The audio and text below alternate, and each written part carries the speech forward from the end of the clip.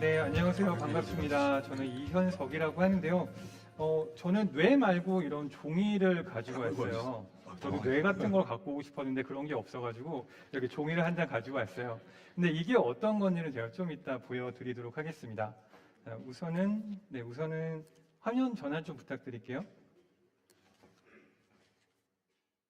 네, 화면 전환을 부탁드릴게요. 감독님? 되셨네요. 좀 다르게 생겼나요? 지금이 더 낫나요? 제가 어디 가서 저를 못 알아보게 하려고 위장했던 이미지입니다. 네. 자, 네, 다시 화면 전환 부탁드릴게요. 자, 이 종이는 제가 좀 이따 보여드리도록 하겠습니다. 네, 오늘 제가 이야기를 할 거는 가장 창의적인 것이 가장 생산적인 것이다 라는 이야기를 좀 하려고 해요. 그거에 대한 부제는 AI 시대에 꼭 갖춰야 하는 역량 두 가지에 대해서 말씀을 드리려고 합니다. 만약에 여러분들께서 제 강의가 끝날 때 딱 두 가지 워딩만 기억을 해 주셨으면 좋겠어요. 일단 저는 이현석이라고 하고요. 그리고 현재 노션 글로벌 공식 앰베서더이고 좀 여러 분야에서 활동을 하고 있어요. 여러분들의 AI는 많이 안녕하신가요? 제가 얼마 전에 스레드에서 이런 이미지를 봤어요. 굉장히 이쁘죠? 그러니까 내 AI와 나랑 어떤 유기적인 결합을 갖고 있는지 그거에 대한 이미지였는데 이거를 뽑기 위해서 챗GPT한테 이런 프롬프트를 입력했다고 해요. 그동안 나랑 대화 나누면서 느낀 감정이나 감정을 여과 없이 표현해봐 라고 하니까 이렇게 이쁜 이미지가 나왔대요. 이거를 본 다음에 도전을 해봐야겠죠. 네, 도전을 했습니다. 그랬더니 너무 미안한 마음이 들더라고요. 근데 다 좋은데 이 정도는 아니잖아. 물어봤어요. 너무 궁금해가지고 왜 그래? 무슨 뜻이야? 그랬더니 말은 기깔나게 잘합니다. 이건 재밌겠는데요. 동시에 와 너무 빡세다. 이거의 공존이래요. 뭐 그럴 수도 있죠. 근데 이게 제 컴퓨터 화면이거든요. 제가 쓰는 그 사무실인데 가운데 있는 저기에 있는 저 모니터가 좀 넓은 거예요. 그 중에 4개의 화면이 띄어져 있죠. 여기 왼쪽부터 맨 왼쪽에 있는 게 저 친구가 챗GPT죠. 두 번째가 클로드, 그리고 세 번째가 AI 구글 스튜디오, 맨 마지막에 제민이에요. 이렇게 4개를 띄워놓고 똑같은 질문을 계속 돌려가면서 물어봐요. 그리고 거기서 나온 그 답변을 가지고 몰아 넣은 다음에 그거에 대해서 비판을 시키고요. 그리고 거기에 대해 공통된 패턴을 찾아내고요. 그거를 계속 반복을 해요. 그러니까 이런 업무를 많이 하는데 보통 그러니까 요즘도 그렇고 예전도 그렇고 일을 잘한다는 말이 있죠. 일을 잘한다는 거의 가장 기저에는 빠르게 한다. 그리고 정확하게 한다. 그 두 가지가 깔려 있어요. 그러면 일을 잘한다. 일을 빠르게 정확하게 잘한다. 이거를 딱 한마디로 생산성이 좋다라고 이야기를 하고 있어요. 근데 지금 우리가 AI 시대에 생산성이라는 거를 좋게 하려면은 단순히 그냥 일을 빠르게 하고 일을 정확하게 하고 그 두 가지만으로 괜찮을까라는 생각을 하게 됐어요. 그러면서 저 생산성이라는 단어에 대해서 다시 한번 생각을 해봤어요. 일단 1980년대 이때의 생산성이라는 거는 빠르고 정확하게 한다. 그게 맞는 것 같아요. 근데 이때는 병목이 물리적인 작업이었거든요. 그러니까 물리적인 작업 속도가 생산성이 전부였어요. 그러다 보니까 빨리 하는 게 굉장히 우세했겠죠. 근데 그러다가 약간 좀 시대가 좀 흘렀어요. 시대가 흐르면서 지금 기계에서만 하는 거를 사무직 같은 거, 그런 현실 업무가 많이 대체가 됐었죠. 그러면서 생산성 1.1 같은 경우에는 지금 하고 있는 그 업무가 거의 개인 업무로 개인 PC가 등장을 하고 타자기가 워드프레서로 바뀌고 그리고 주판이랑 계산기가 로터스 1, 2, 3나 엑셀로 바뀌고 그랬던 시기라고 생각을 하게 돼요. 근데 이 시대에 약간 또 병목이 뭐였냐면은 정보 처리는 증가가 됐어요. 근데 정보 접근에 한계가 있었어요. 그래서 그 다음에는 인터넷이라는 게 나왔죠. 인터넷이라는 게 나온 다음에 정보에 대한 거는 많이 해결이 됐는데 이때 또 문제가 뭐였냐면은 사무실에 얼매여 있는 거예요. 나는 그냥 밖에 나가서 일을 하고 싶은데 사무실에 얼매여 되니까 이게 또 문제가 되는 거예요. 그렇다 보니까 그 다음에는 핸드폰이라는 게 나왔죠. 스마트폰이 나오면서 테더링이 가능해졌고 그러면 내가 있는 곳이 바로 사무실이 될 수가 있었어요. 그래서 열심히 연결해서 인터넷에 모든 자료를 다 가지고 왔더니 정보가 엄청나게 많아졌어요. 그게 이제 그 다음에 생산성 1.4 이쪽 부분인데 이때가 보통 우리가 썼던 툴이 이제 에버노트나 포켓이나 뭐 인스타나 페이퍼나 그런 도구를 사용을 해가지고 여러 정보를 다 모았던 시기, 그 시기가 1.4 시기예요. 근데 여기에 문제는 다 파편화가 되어 있는 거예요. 뭐 이메일이 들어가 있고, 뭐 에버노트에 있고, 뭐 메모장에 있고, 다 흩어져 있으니까 이거를 모아야겠다. 그게 이제 1.5예요. 1.5 시기에는 정부가 여러 가지 모은 거를 중간 집권화를 시켜야겠다. 그게 1.5 시대라고 생각을 하고 있어요. 근데 여기까지 왔는데 그러면 우리가 지금 1.5 이 시대에 있나? 그런 것 같지는 않거든요. 그 다음에 이제 2.0 이 시대인데 이 시대 같은 경우에는 어떻게 잘할 것인가에 대한 가치는 굉장히 하락됐어요. 지금 AI가 너무나 잘하잖아요. 그러면 우리가 조건을 이제 걸어야 되는 게 왜 하는지 그거에 대해서 조건을 걸어야겠죠. 그래서 생산성 2.0이라는 거는 결국에 생산성이 높다는 거는 그냥 구현 능력이 뛰어나다. 여기로 이제 다 귀결이 될 것 같아요. 그러니까 우리가 어떤 AI를 사용을 해가지고 내가 원하는 이미지를 만들든 영상을 만들든 어떤 산춤을 만들든 거기다 현실에다 구현을 시키는 능력이잖아요. 그러니까 지금 우리가 AI를 쓰고 있을 때 이 사람의 생산성이 정말로 좋아라고 하는 이야기는 모든 거를 다 현실에 구현을 시킬 수 있는 사람이구나. 이제 이런 뜻으로 저는 풀이를 하고 있어요. 제가 요즘에 이제 스레드를 하고 있는데 어떤 문제가 좀 발생을 했어요. 그 스레드에 이제 글을 잘 쓰고 싶은 거예요. 좋아요도 많이 받고 싶고 댓글도 많이 받고 싶고 그러면은 여러분들이 이제 어떻게 하시겠나요? 만약 그런 문제라는 정의를 했어요. 그러면은 스레드에 있는 글을 다 모아야겠다라고 생각을 했어요. 다 모으는데 문제가 하나 있었던 게 뭐냐면은 저는 이제 노션을 주로 사용을 하고 있기 때문에 스레드에 있는 글을 다 노션으로 모았어요. 근데 가장 큰 문제는 노션에 그 제목이 안 들어가요. 왜 안 들어가냐면 스레드는 제목이 없어요. 바로 글을 쓰잖아요. 바로 글을 쓰다 보니까 본문밖에 없는 거예요. 스레드에 글을 긁어가지고 와도, 그러니까 자동화로 긁어갖고 와도 본문밖에 안 들어가 있어요. 그러면 제목이 없어요. 그런 문제가 하나 있어요. 그래서 스레드는 제목이 없기 때문에 이거를 어떻게 하면 좋을까? 일단 노션의 데이터베이스 다 구축을 시켜놓은 상태예요. 그 다음에 지금부터 제가 노션 AI를 어떻게 사용을 하는지를 보여드리도록 하겠습니다. 제가 딱 두 가지의 영상을 보여드릴 건데 제가 이거를 직접 와서 시연을 해야지 라고 했더니 한 40분 걸리더라고요. 그래서 그거를 영상으로 빨리 만들어 가지고 왔어요. 일단 데이터베이스는 이렇게 생겼어요. 이게 제 스레드를 다 가지고 온 대시보드인데 여러 가지 정보가 다 있고요. 그리고 앞에 제목이 없죠. 제목이 없으니까 이쪽에다가 저 제목을 좀 만들려고 뭐라고 치냐면은 제목이 비어있다. 스킬 만들려고 되어 있죠. 스킬을 만들어. 그렇죠. 갑자기 내가 쓱 돌아가면서 뭔가를 계속해요. 뭔가 계속하고 있죠. 여러분들 아마 노션 AI뿐만 아니라 다른 AI를 쓸 때도 이 정도까지 퍼포먼스가 잘 나오나요? 저는 프롬프트가 굉장히 짧았잖아요. 근데 제가 제목을 넣기 위해서 제가 원하는 거 그리고 여기에 콘텐츠 인사이트에서 제목 넣어 또는 제목을 만들어라고 그냥 입력만 하면은 제목에다 넣으려고 지금 만들고 있는 거예요. 그러니까 나중에는 그냥 딱 저 한마디만 이 페이지에서 하면은 제목이 다 들어가요. 그거 지금 만들고 있는 거예요. 근데 그거를 만드는 게 아주 복잡한 코딩을 하고 있나요? 정말로 자연어로 쓰고 있죠. 내가 원하는 걸 그냥 여기다가 쭉 이야기를 하는 거예요. 그리고 프롬프트를 입력할 때 저런 체크박스를 계속 넣을 거예요. 저 체크박스는 너 이거 해? 너 이거 해? 라는 거예요. 자, 그러면 다 만들었어요. 그럼 여기다가 제목을 넣어라고 입력을 했을 거예요. 그럼 저기다가 쭉 돌아가면서 앞에 있는 데 제목이 다 채워지죠. 저 제목이 채워지는 게 본문에 있는 내용이랑 그 글에 댓글에 있는 내용을 분석을 한 다음에 가장 최적의 제목을 여기다가 입력을 한 거예요.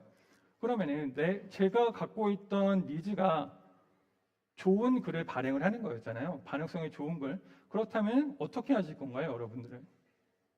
일단은 제가 갖고 있는 걸 분석을 해야겠죠. 그리고 잘 모르겠어요. 그래서 또 스킬을 만들어요. 반응 좋은 스레드 글을 생성을 하기 위해서 이 글에 다시 AI를 연 다음에 스레드 글을 분석하는 스킬을 만들어 그리고 내가 이런 목적을 가지고 만든다라고 이야기를 했어요. 지금 이거는 한 30분 정도의 분량이에요. 그 분량을 짧게 보여드리고 있는 건데 체크 표시를 진짜 많이 하는 걸 보실 거예요. 그러니까 뭔가를 한 다음에 뭐 1번하고 굉장히 짧게 집어넣죠. 아웃풋이 어마어마하게 계속 나오지 않나요? 그리고 Q라고 되어 있는 거 잘 기억을 하셔야 돼요. CUE라고 되어 있는 거 Q. 그리고 이게 Q시트라는 거를 만들어 준 거예요. Q시트를 만든다고 Q가 1번부터 5번까지 있어요. 그리고 그거에 대해서 계속 저한테 허락을 받는 거예요. 1번 진행할게요. 2번 진행할게요. 3번 진행할게요. 그리고 지금 1번이 진행이 됐고요. 스킬 문서를 또 만들고 있죠. 스킬 문서를 만든 다음에 그 다음에 Q1번 진행이 된 거예요. Q1번 진행됐으면 이런 걸 얘네가 만든 거예요, 지금. 제가 만들어 놓은 게 아니라 지금 분석을 하기 위해서 만든 거고, 그 다음에 제가 하는 게 체크. 그래, 진행해. 라고 끝난 거예요. 뭔가 또 하고 있죠. 지금 진행되는 게 Q2를 진행을 하고 있는 거예요. 두 번째 Q를 진행을 하고 있는 거고, 두 번째 Q가 끝난 다음에 진행. 그러면 또 진행을 해요. 그게 5개로 그 AI가 5개로 이거를 한다고 저한테 보고를 한 거예요. 저는 그거를 계속해서 그냥 허락만 해주고 있는 상황인데, 근데 하다 보니까 마지막에 분석 보고서를 어디다가 입력을 해야 되냐 그 생각이 든 거예요. 여기서 방금 물어본 거예요. 그냥 이거를 분석을 한 다음에 보고서를 만들어야 되는 그걸 어디다가 넣을 거야? 그러니까 리소스 DB에다 넣겠습니다 라고 이야기를 한 다음에 저한테 A, B, C 3개 중에 어디? C라고 했죠. C라고 하니까 여기다가 집어넣으라고 얘기를 한 거예요. 그 DB에다가 생성을 하고 있는 거고, 그 다음에 제목은 어떻게 하겠다. 그러면 연도 4자리, 월 2자리, 일 2자리로 이렇게 하고도 체크하죠. 체크하면 굉장히 편하게 만들고 있지 않나요? 그러니까 정말로 꿀 빨고 있잖아요. 프롬프트 자체가. 그 다음에 맨 마지막에 이걸 분석을 하라고 이야기를 한 다음에, 그리고 또 뭔가를 판단하고 있고, 제가 갖고 있는 스레드 글을 모두 다 분석을 하는 거예요. 제가 뭐 한 달, 1월 달 동안 썼던, 1월 동안 썼던 그 스레드 글을 다 분석을 한 다음에, 그 다음에 그거에 대한 리포트를 내줄 거예요. 그리고 저기 뭐 영어로 써 있는 그런 ER이라는 거는 좋아요랑 댓글 수를 더한 다음에 조회수로 나눈 그런 수치예요. 그러니까 그런 수치도 얘가 다 얘기를 해주고, 그 다음에 콘텐츠별로 이런 게 굉장히 인기가 좋았고 이런 게 별로 인기가 낮았다라는 거를 이야기를 해줘요. 근데 아직 도큐멘트를 만들지 않아서 물어본 거예요. 도큐멘트 만든다고 하지 않았어? 그러니까 지금 또 만들어줘요. 만든 다음에 분석 보고서를 보면 이렇게 되어 있어요. 그리고 저 반밤 체크박스가 뭐냐면, 제가 지금 스레드 챌린지를 하는데 궁금했어요. 반밤 챌린지에서 거기서 소재를 줘서 제가 글을 쓰는 거랑 그냥 제가 생각하는 그 소재랑 뭐가 더 좋을까 궁금해서 물어본 거예요. 근데 당연히 압도적으로 그 챌린지에서 주는 글감이 더 좋더라고요. 근데 그런 것도 마찬가지로 이쪽에 다 분석을 시킨 거예요. 그러면은 그거를 토대로 어떤 글을 쓸지 주제를 12개를 뽑아라니까 뽑아줬어요.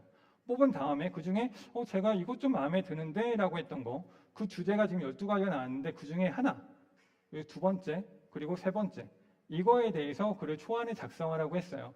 만약에 저에 대해서 조금이라도 알고 계신 분들은 여기에 있는 그 글들 1번부터 3번까지 썼죠. 좀 이따가 지금 나올 거예요.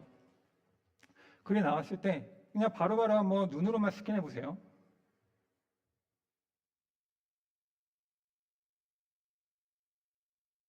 만약에 저한테 글 쓰라고 해도 이렇게 썼어요.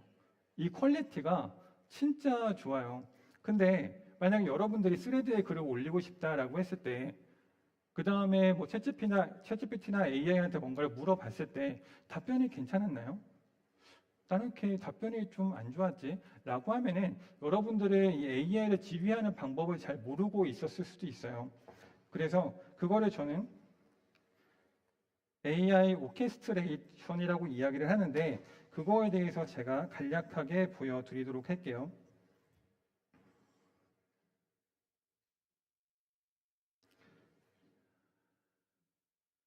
여기 있는 게 오케스트레이션 시스템이고요. 이거는 제가 좀 짧게 보여드릴게요.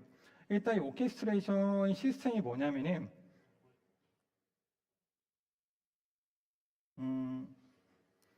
잠시만요. 이거를 뭐 어떻게 해야 되죠?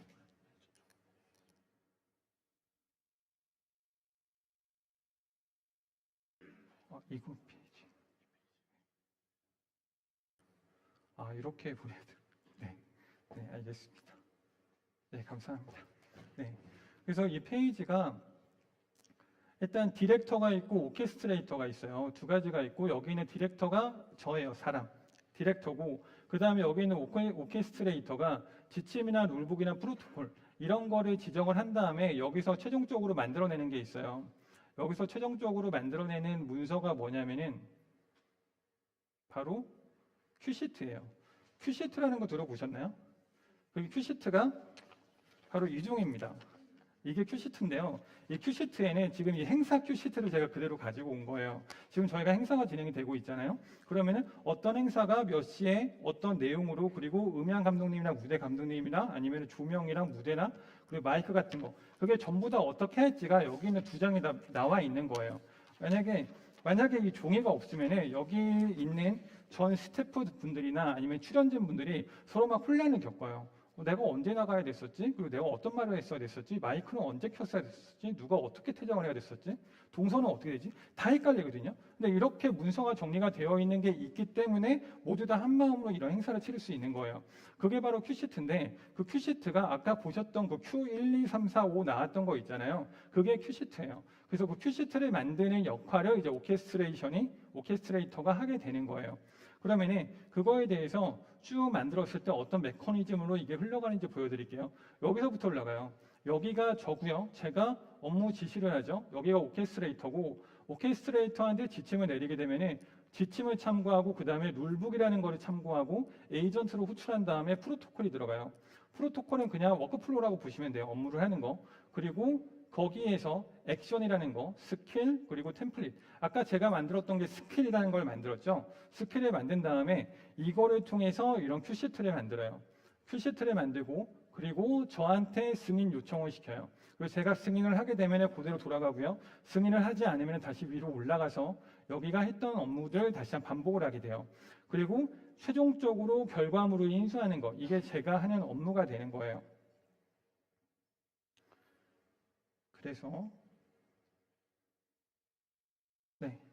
그래서 사람이 하는 거, 그리고 AI가 하는 거, 그리고 사람은 정확하게 모든 걸 다 총 감독을 하는 그 역할을 하는 거고, 오케스트레이션은 AI를 활용을 해가지고 그 밑에가 어떻게 구성이 되는지. 근데 만약에 예전에 업무할 때 기억나세요? 사장이 있으면 그 밑에 부장들이 있고요. 부장이 있으면 그 밑에 대리들이 있고요. 대리들이 있으면 그 밑에 직원분들이 있었죠. 제가 지금 어떻게 일을 하고 있죠? 제가 맨 위에 있고 그 밑에 오케스트레이터가 있고 그 밑에 여러 가지 에이전트가 있죠. 그 밑에 스킬들이 있죠. 어디서 많이 보셨던 그림 아닌가요? 그런데 사람은 저 혼자예요. 다른 분들은 다른 역할을 하는 게 모두 다 AI가 되는 거죠. 그래서 여러분의 현재는 지금 제 현재와 같나요? 아니면은 여러분의 미래는 제 미래와 같을까요? 어떻게 생각을 하세요? 근데 이거를 AI가 지금 많이 화두가 되고 있는 이때 우리가 꼭 알아야 되는 게 세 가지가 있어요. 그 중에 하나가 맥락, 두 번째가 기분, 세 번째가 감각이라고 생각을 하거든요. 첫 번째 맥락이라는 거는 모든 게 다 이 안에 들어 있어요. 그래서 우리가 어떤 맥락이라는 거는 내가 했던 그 선택들, 내가 했던 실패들, 그런 거의 총체가 맥락이 되는 거예요. 그거를 통해서 기분을, 감정을 읽을 수 있고, 그리고 맨 마지막에 내가 그 어떤 업무를 판단할 수 있는 거. AI가 있을까요? 맥락이랑 기분이랑 감각 있을 수도 있겠죠. 먼 미래에는. 근데 향후 5년까지는 좀 안전하지 않을까라고 생각을 되고 있는 게 맥락이랑 기분이랑 감각이라는 게 있어서 사람이 지금은 좀 더 AI랑 업무를 하는데 좀 더 좋지 않을까라고 생각을 해요. 그러면 저에 대한 맥락이 뭘까요? 저는 이전에 중학교 때는 만화를 그렸고요. 그리고 고등학교 때는 글을 썼고 대학교 때는 마술을 했습니다. 신기하죠? 갑자기 뭔가 이상한 게 튀어나와요. 마술을 했어요. 그리고 그거 다 취미로 했어요. 취미로 했는데 대학의 전공은 정보통신공학과였어요. 공대로 나왔고요. 그 다음에 대학을 졸업한 다음에 엔터테인먼트 회사를 차립니다. 16년간 그 엔터테인먼트 회사에서 CEO로 활동을 했고요. 제가 가장 주로 했던 업무는 공연 기획 쪽이었어요. 공연 기획 쪽이나 영상 기획 쪽이나 그런 업무를 한 다음에 그 다음에 아주 큰 재앙이 닥쳤죠. 코로나요. 코로나를 맞은 그 2년 동안 공부를 해야겠다고 생각을 하고 석사를 갔는데 코로나가 안 끝나요. 박사를 갔는데 안 끝나요.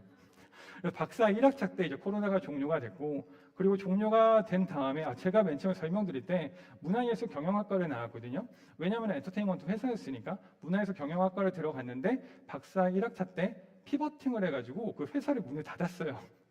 그래서 졸업을 하고 나니까 지금은 1인 기업으로 살아가고 있습니다. 그래서 이런 것들이 다 맥락이에요. 근데 이런 것들의 맥락으로 사람은 감독이 되어야 되는 거죠. 그러면은 일단 사람이 업무를 잘하기 위해서는 맥락이 있어야 돼요. 그러면 그 맥락이 가장 중요하고, 그 두 번째로 제가 말씀드릴 거는 무분별한 지름신을 방지하기 위한 자가 진단 순서도라는 것을 보여드리려고 해요. 이 순서도라는 게 어떤 거냐면요. 이 순서도가 이런 거예요. 여러분들 지름신을 많이 맞이하신 적이 있으신가요?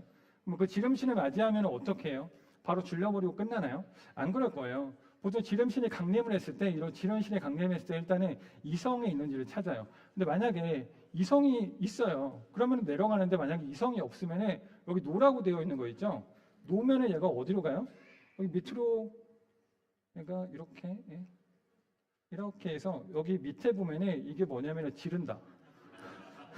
이성이 없으면 질러요. 근데 일단 이성이 있으면 그래도 만약에 이성이 남아 있어요. 그럼 뭐를 해요? 장고를 확인하죠. 장고 확인한 다음에 뭐예요? 장고가 넉넉한가? 넉넉해. 그럼 뭐예요? 질러요. 예스. 근데 장고가 넉넉하지 않아요. 그럼 뭐예요? 월급이 거기 얼마나 남아있지? 얼마 안 남아있어요. 그럼 뭐예요? 질러요. 근데 월급일까지 좀 남아있어요. 월급일까지 좀 많이 남아있어요. 그럼 카드가 있나? 카드가 있어요. 그럼 뭐예요? 신용불량까지 아슬아슬한가? 아슬아슬하지 않아요. 그럼 내려가요. 그러면은 내려간 다음에 이거 구박할 사람이 있나? 만약에 있어요. 그럼 더 생각을 해보죠. 그 다음에 뭐예요? 용서가 허락보다 빠른가? 만약에 용서가 더 빨라요. 그러면 어떻게 해요? 질러요. 그러니까 보통 이런 순서도를 다 가지고 있어요. 이런 순서도를 다 가지고 있는데 이 순서도라는 게 우리가 그 카트라이더 해보신 적 있으신가요? 카트라이더 할 때 악마의 열매 먹으면 이렇게 좌우가 반전되잖아요. 제 맥북이랑 그 구혜한 박사님 맥북이 위아래가 바뀌어 있어요. 그래서 저는 이렇게 밑으로 내리면 이렇게 올라가야 되는데 유한 박사님 맥북은 이렇게 하면 올라가요. 그래서 이 방향이 계속 왔다 갔다 해요. 자, 그래서 이런 지름신에 대한 이런 자가 분별 순서도가 있는데 제가 이거를 말씀드린 이유가 뭐냐면은 이 순서도가 엄청나게 중요한 시대가 왔어요.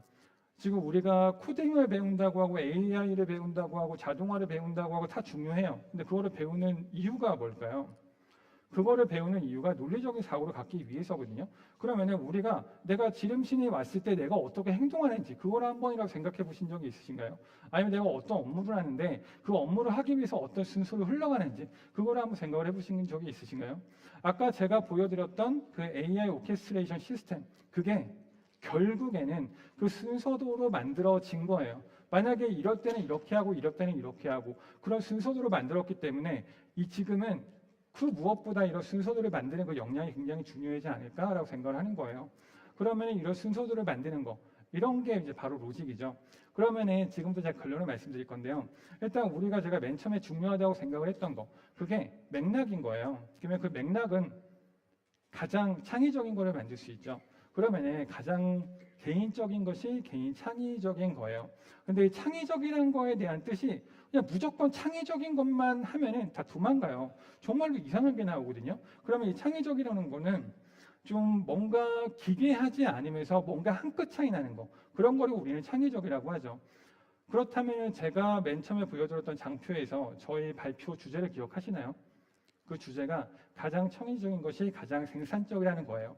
왜냐하면 지금은 뭔가 AI가 상향 평준화가 됐기 때문에 어떻게 한다는 거는 다 똑같아요. 누구든 다 잘해요. 누구든 다 잘하면 뭔가가 차이점이 있어야 될 거잖아요. 그 차이점이 바로 가장 생산적이 되는 거예요. 그렇다면 아까 그 문장이랑 합치면 이렇게 되죠. 가장 그러면은 가운데 있는 거를 지우면요. 뭐가 생산적인가요? 가장 개인적인 게 가장 생산적이 되는 거예요. 그 두 가지 제가 말씀드린다고 했죠. 두 가지가 맥락이랑 질서입니다. 일단은 AI도 사람이 쓰는 거예요. 내가 누구냐가 굉장히 중요해져요. 결국에는 내가 쓰는 AI는 다들 똑같이 퍼포먼스가 나오거든요. 그러면 내가 누구냐에 따라서 그 퍼포먼스가 얼마나 잘 나오는지 어떤 방향으로 그게 다 결정이 돼요. 그거를 주는 게 맥락이고요. 그리고 맥락이 있다면 내가 그 일을 어떻게 설계할지 그 설계할지를 알아야 되는 게 바로 질서라고 생각을 합니다. 그래서 아까 제가 보여드렸던 노션 AI 오케스트레이션 시스템 자 핸드폰 준비하시고요. 이게 바로 그 링크예요. 오늘까지만 공개가 돼요. 오늘까지 공개가 되고 거기에 보면 영상이 하나가 있을 거고요. 그 영상이랑 같이 그 시스템이 있어요. 이거를 저랑 같이 작업을 하셨던 분이 거의 한 달 밤새서 만들었던 거거든요. 그 안에 들어가는 그 에센스라는 그 문서가 있는데 그 문서도 며칠 밤을 밤새 가지고 만든 거였어요. 근데 저희가 이렇게 밤새면서 엄청나게 힘들게 만든 거를 지금 다 공유를 드리는 거예요. 그 공유 드리는 가장 큰 목적이 뭐냐면은 저는 노션을 메인으로 써요. 그리고 얼마 안 가서 노션 에이전트라는 애들이 노션에 들어옵니다. 그러면은 노션 에이전트가 들어오게 되면은 노션 에이전트를 다 각각의 언어로 사용을 하실 거예요. 근데 제가 조금 써보니까 뭔가 하나 언어가 다르더라도 통용이 안 돼요. 저 혼자 쓸 수 있어요. 저 혼자는 아주 잘 쓸 수 있는데 남들이랑 같이 못 써요. 그러면은 내가 그런 걸 다 만든 다음에 나만을 위한 성을 만들었어. 나만을 위한 궁궐이야 라고 생각을 할 수 있는데 그게 언젠가는 감옥이 될 거예요. 그럼 가장 중요한 게 뭘까요? 언어를 맞추는 거거든요. 아까 제가 말씀드렸던 오케스트레이션, 그리고 그 안에 들어가면은 프로토콜이라는 단어도 있고 룰북이라는 단어도 있고 아웃북, 큐시트 여러 가지 단어들이 있어요. 근데 이 단어들을 서로 맥락을 모르고 제가 어떤 이야기를 했을 때 그 단어의 뜻을 모르면 어떻게 될까요? 서로 통용이 안 되겠죠. 그래서 그거에 대한 내용을 제가 이 QR에 써놨어요. QR에 써놓고 만약에 여러분들이 노션을 사용을 하신다면 이 에이전트는 아니고 이 오케스트레이션 시스템을 사용하시면 이전보다 정말로 짧은 프롬프트 하나만 집어넣어도 엄청난 결과를 만드는 것을 보실 수가 있을 겁니다. 그래서 이제 제 강연을 이 정도로 마치도록 할 건데요. 제가 가장 좋아하는 책이 책은 도끼다라는 책이 있어요. 그 책 안에 나오는 이야기가 책이라는 거는 얼어붙은 파도를 깨는 도끼와 같아야 된다라는 이야기가 있어요. 지금 제가 한 이야기가 여러분들의 좀 파도를 깨는 그런 도끼가 되길 바라면서 강연을 마치도록 하겠습니다. 감사합니다.